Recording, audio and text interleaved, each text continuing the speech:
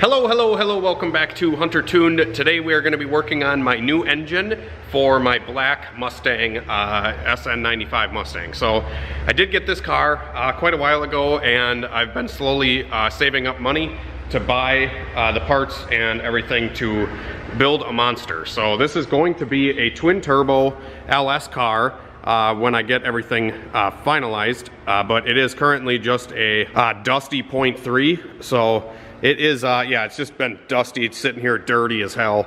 But I want to get an engine and transmission in this thing soon. I actually got my transmission done. It's coming back. I actually bought a transmission from a guy. He's kind of a close buddy, and it ended up needing some work. And the bell housing has like a slight hairline crack that my buddy's actually coming down here, and we're going to weld it back up, hopefully, and have a good working transmission with SFI bell housing and a whole bunch of stuff. So I'm kind of doing this one the quote-unquote right way. I've always done junkyard, just kind of thrown together LSs in the past, and I mean, you guys, if you've been following for the channel, we have gone 870 in the quarter with like a stock bottom end 4.8 in a single turbo. This is going to be a rod and piston L33 aluminum 5.3 with the Summit Pro LS rods and pistons. I'm utilizing the stock crankshaft yet, and I got a whole bunch of machining done on the engine just to make sure that we're going to be good for like head gasket sealing and making sure all our crank to rod bearing clearances and everything are all good. That was all measured at the machine shop, and now I just have to assemble it. So here is the engine. I don't even think I've shown you guys any of this stuff yet, but I have shown it on Facebook a little bit. This is the block, you know, fresh deck surface here. The engine is actually bored to 3.810, 3.810, so it is a 30 overbore, 30 thousandths overbore. And we went with a 4 thousandths piston to wall clearance on the block here. I actually have some clips that I took at the machine shop that I'll actually show you guys, and just maybe talk a little bit about the process that we did for, you know, we had to, I just got a couple little clips of us boring the block, and then I got a couple clips of us balancing everything. And yeah, so I'm gonna talk about that here in a second, but I'll show you those clips right now.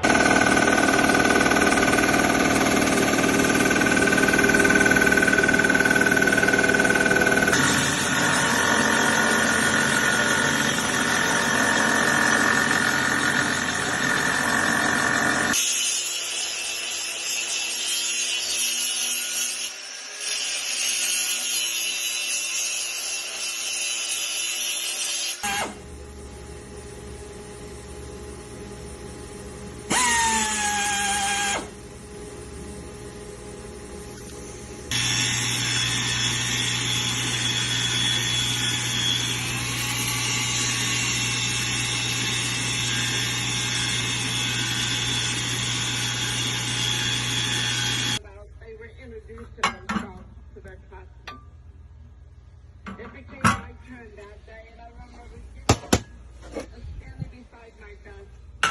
They were probably looking out at my classmates and saying something like,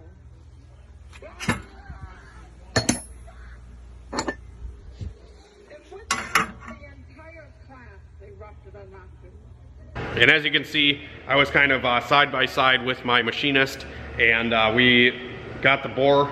The bores are all true, 30 thousandths over, and then everything is balanced. So we took all the connecting rods, all the pistons, all the wrist pins, all the piston rings, the circlips, you name it.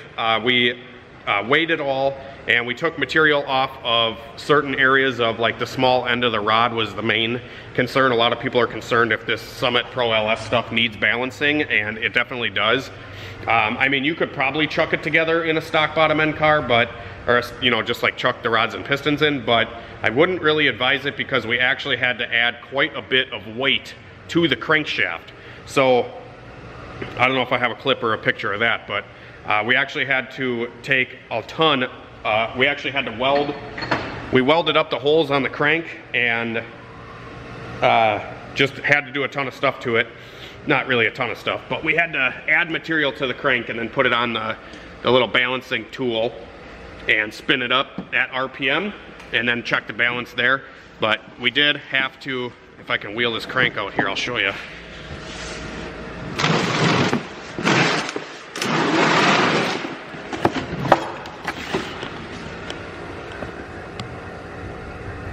So this is the crank. It is all balanced up now to the rods and pistons. Everything is happy-go-lucky.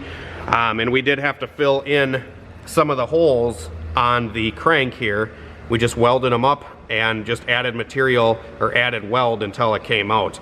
And this side balanced out really well. The only concern we had with it was this section here. When we were welding it, it kind of tapered into the reluctor a little bit. Not a ton, but just a smidge. Hopefully it'll, right there, you can kind of tell. We did kind of grind out the area where it went into the reluctor a little bit. I hope it's not going to be an issue. That's the only concern I have with this entire build, is where this weld kind of came onto the reluctor ring. But we didn't really want to take it off and try to put it back on, because that just is a whole nother can of worms that you don't want to mess with. But it's only this little spot here. All the other, you know, it's totally fine there. And it's not raised up enough in that spot where it's welded, because we ground it down. So I hope it doesn't, you know, catch it or anything like that. I don't think it will, but just something we had to do. And then we did a chamfer on the oiling holes. So we did just kind of burr the opening of the holes on the crankshaft. I do this on a lot of engines. It just kind of disperses the oil a little bit better onto the bearing. It doesn't hurt to do this. Like a lot of, you know, people say that it's not needed or whatever, but it doesn't hurt. I don't see why this would hurt. It just disperses the oil onto the bearing a little bit better. So we did that, got the crank all polished, and it's all measured and good to go. And then on this side, there was not enough material on the counterweight.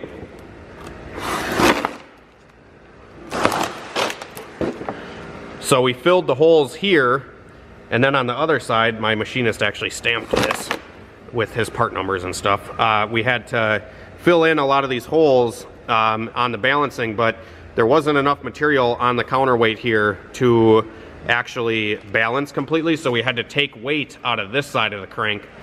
And we actually took where the factory drilled through the journal, and we just drilled it a little bit farther to take weight out of this end. Actually adds weight on this end, so it's like opposite, you know, if you can't add weight on one end, you take it out on the other, and it kind of does the same thing of adding weight on this side. Hopefully that makes sense. But yeah, so anyways, that's the crank. We're gonna be getting that put together here in a second, but yeah, I just wanted to kind of show you guys. I kind of just wanted to show you guys that it is going to be a stock crank. It's not going to be a stroker or like an aftermarket crankshaft. I'm going to utilize the factory crankshaft, and we're just going to do the rods and pistons. But like I said, we did have to add weight to the crank and take a little bit of material off of like a couple of the small ends of the rods. My machinist actually has a little weight where you can check the weight on the small end and check the weight on the big end of the rod. And you guys can maybe see on camera here where we had to just do a little bit of, you know, finesse. Hopefully you can see, but there's right there, you can see the mark where we had to take material off. We just kind of, you know, sanded around a little bit until the weight was even with all the other ones. And the only reason I really wouldn't recommend putting rods and pistons or anything like that into an LS engine without balancing, because these engines from the factory are balanced extremely well. That's why stock bottom end stuff works so good, is the stock parts all work really well. And they're all balanced together and happy, but when you start adding heavier parts, you know, or beefier parts into the bottom end, the balance, you know, isn't always the happiest. And I know this from experience, just because I tuned a guy's truck on the dyno here, and it had an issue where it kept chucking the balancer. And that was just an indicator of like, holy crap, something's not happy in the bottom end. And it was a built bottom end, but I don't think it was properly balanced. So it's just a big thing that you should probably consider if you're gonna do a rod and piston motor. It does cost a little bit more money now, but I'm hoping in the long run, this thing's gonna be an animal for years to come, and, you know, spin 8,000 RPM without issue. And I know the stock stuff works, and stock stuff goes 8,000 RPM all the time, but I don't know, I wanted to build an LS. I've never done it before, so here we are, kind of just going head first right into it. So then when the block was at the machine shop as well, we just kind of, you know, we hot tanked it, cleaned it all out. We decked the block surface here. And then my machinist also installed new cam bearings.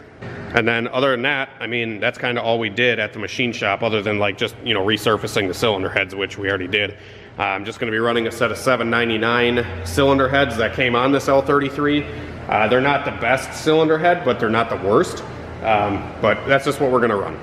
We can always change a cylinder head later, and you know, if we have, I hear that the 799 actually is a little bit lower compression cylinder head than like say an 862, which I ran on my last 4.8, but I think it's so minute when you're running a turbo or twin turbos. I mean, a slight cylinder head difference is really kind of a difference of like a pound or two a boost. You can just turn the car up a pound or two a boost and have the same effect as you would if you change a cylinder head. It would just make that power on less boost.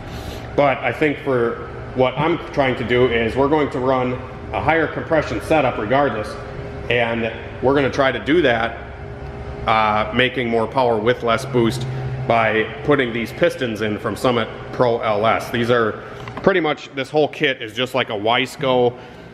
It's pretty much a Wiseco piston. It is a Wiseco piston. It just has, you know, Summit's logo installed onto it. But Summit doesn't make these. They just, you know, have Wiseco cut them for them or whatever. And these are the high compression version pistons. They do have a slight dome to them. So you can see the lip right there on the piston. It's very slight.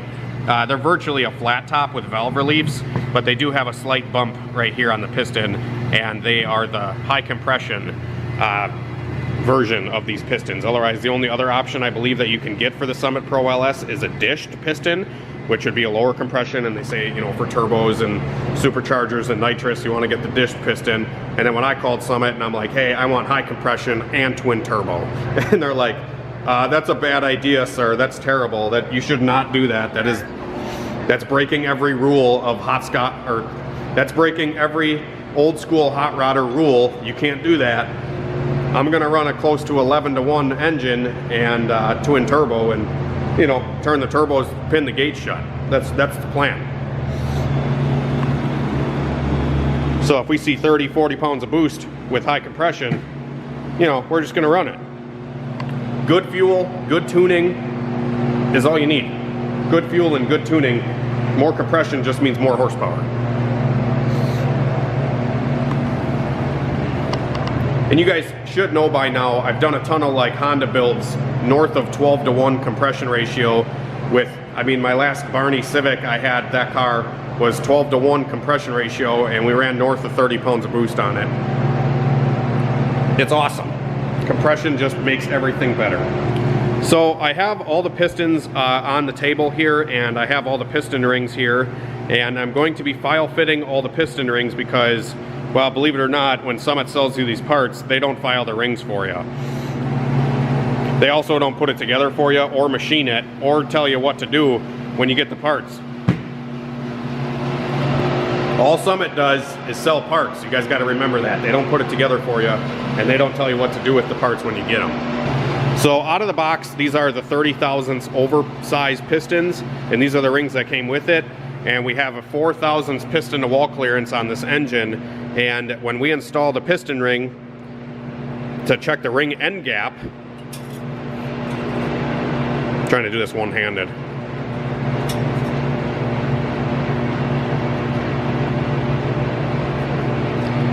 I have this piston here that just has one ring installed on it to use as a guide for the ring, so you can get it even in the bore.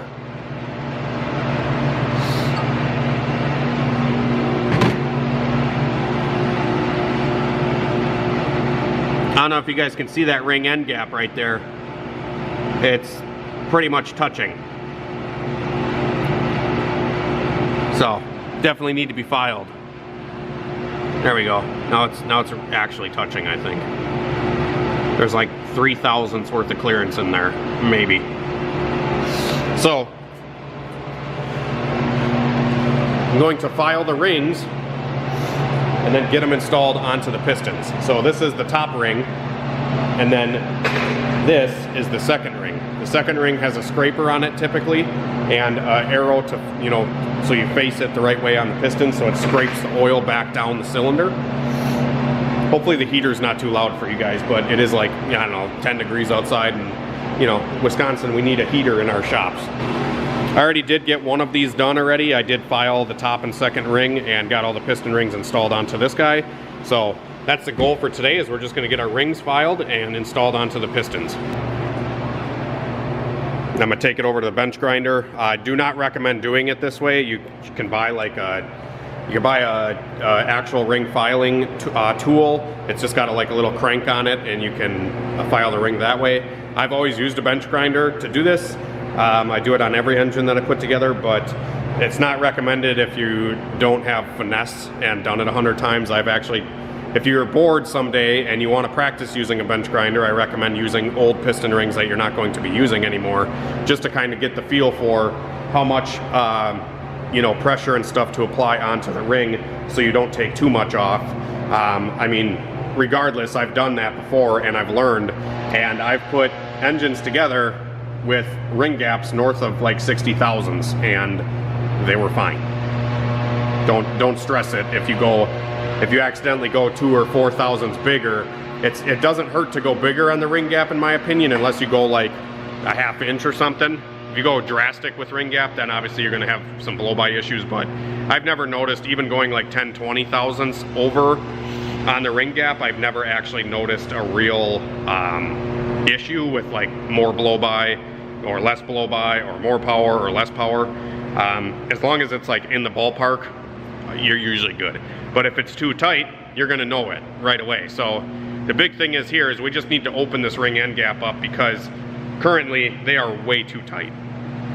And if you have too tight of a piston ring end gap, they can butt together and the ring will break.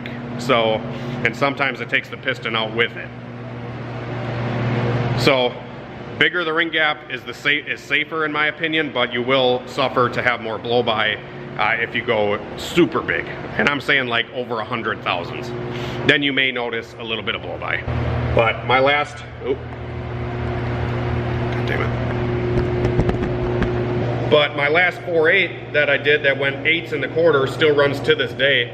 That car, I think on some of the ring end gaps, it was pretty big. You know, 40 thousandths or so. It don't care. So like I said, bigger is safer, but bigger also means, you know, maybe a little bit of huffy puff out the exhaust, you know, once in a while.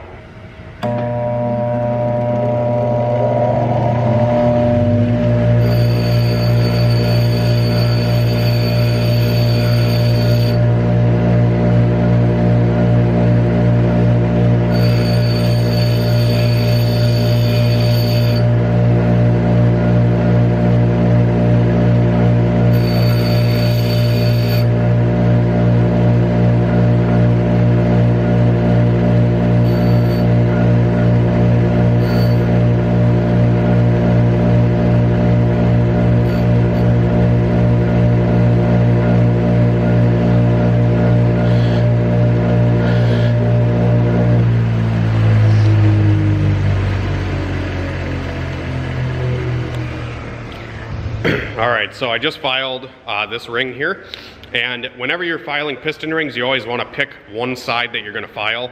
Don't file both sides, just file one end at a time, or just file one end, period. Don't file both ends. So on this ring, God, these fucking fancy cameras, I can't ever get it to focus. So this ring, I decided to file this end, which you may be able to tell if I can focus in on it. But this is me filing it with the bench grinder. And you always want to make sure when I'm filing that I want to get when you butt the ring back together, that you don't have like a big gap on one end or another. Like you can see maybe right there where the gap is a little bit bigger on the top. That means I would have to file a little bit more off the bottom of the ring. So when they butt together, they are flat. And then I always try to detail the edge of the ring so there's no burrs on the edge of it, because when you install it into the piston, if you have a slight burr on, say, like this part of the ring, it will catch on the piston.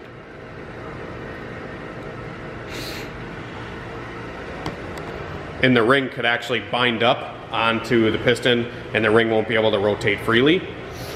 So, but anyways, now that we filed it, we are going to install it back into the bore here.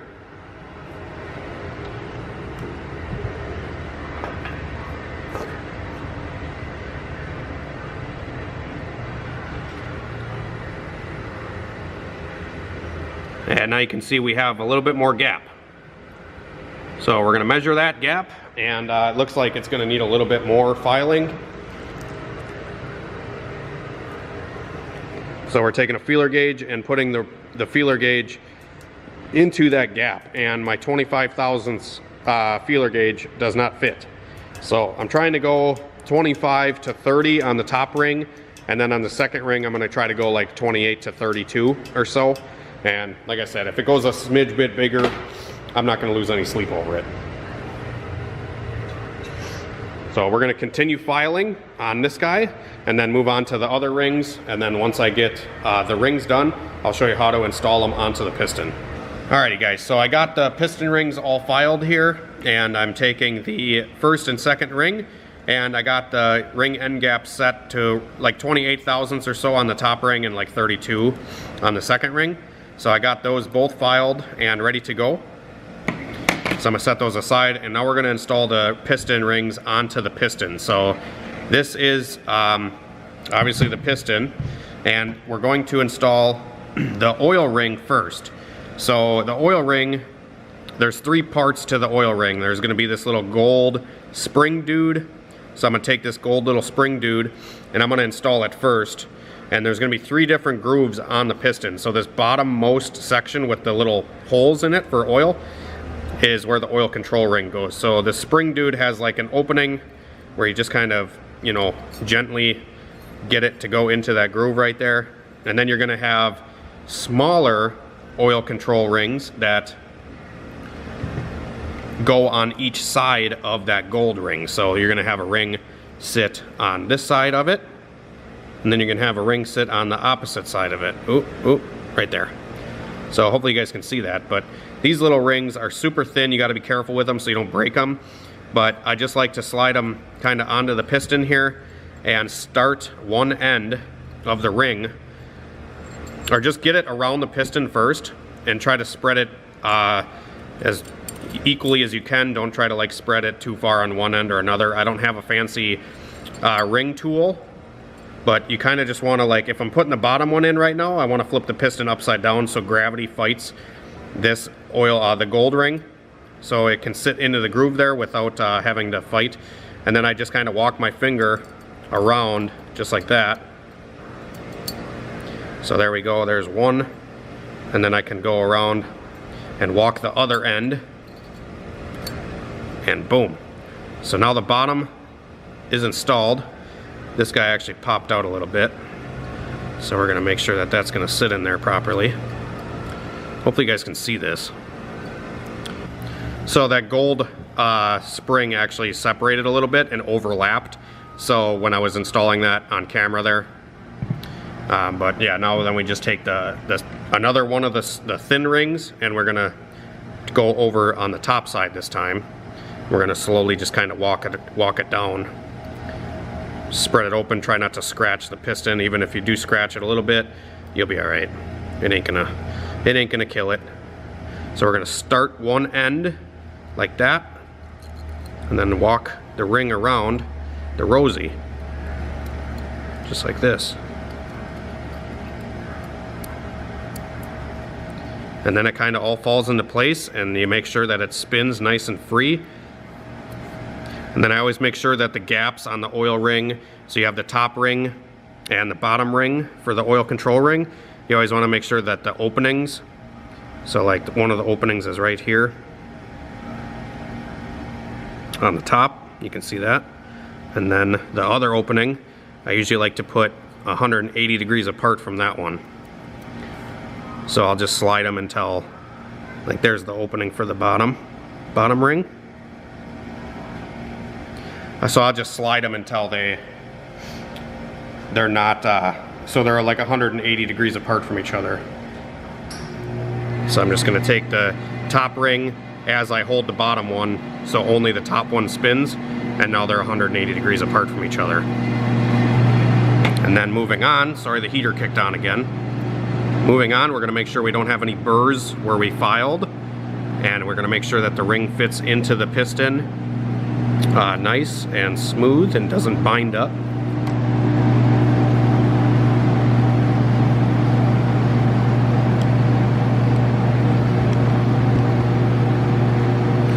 So I usually just like to take the ring and just kind of roll it around in the ringland, or in the, you know, where the ring groove. I just like to kind of roll it around in there to make sure that it's not going to bind up or anything, which it's not. So now we can install it. We're going to make sure that the dot, focus. So there's a little dot on this piston ring that you need to make sure that that faces up, because on this ring there's actually a scraper. So you can tell there's actually a little ridge on the second ring. Hopefully you can see it.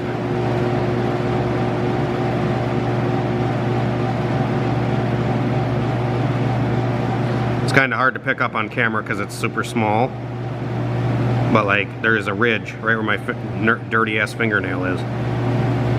So there's a ridge right there. You want to make sure that that faces down. That's why the dot is on the top of the ring facing up. So we'll go ahead and we'll put our ring on. You want to try to spread it apart just ever so slightly. And you should buy a tool to do this the right way, but not everybody has one laying around. So I just walk it down slowly. I'm spreading the ring open, but don't get too crazy with it.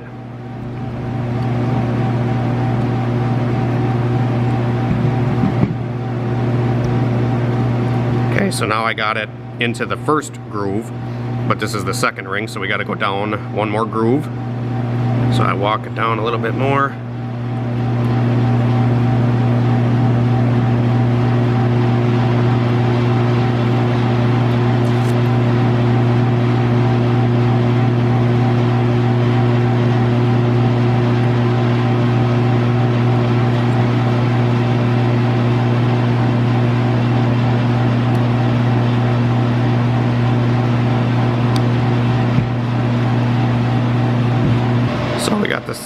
So we got the second ring installed. We're gonna just make sure that it spins freely, doesn't bind up. If it does, you have to take a little bit, you gotta detail the ring a little bit so wherever it's binding, it doesn't bind up anymore. So the second ring's installed, then the last one is the top ring. And this direction of this ring does not matter. It does not have a ridge or anything like that. And there is no dot or orientation on the ring to tell me up or down. So maybe if I called Summit, they would tell me. But I'm assuming that it doesn't matter. Some rings, the top ring doesn't matter, and sometimes it does. Depending on, you know, the ring set, the manufacturer, all that. God damn it. You guys are literally balancing on a piston right now. So I'm trying to like hold the camera and like have the camera balance on this piston so I can like hold it steady while I'm doing this. So you gotta appreciate the work I'm putting in.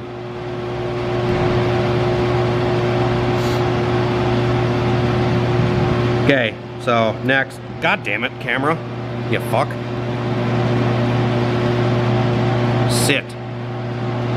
Okay, so now we're gonna get the top ring on. We're gonna separate it. And I try to spread it open with my thumbs.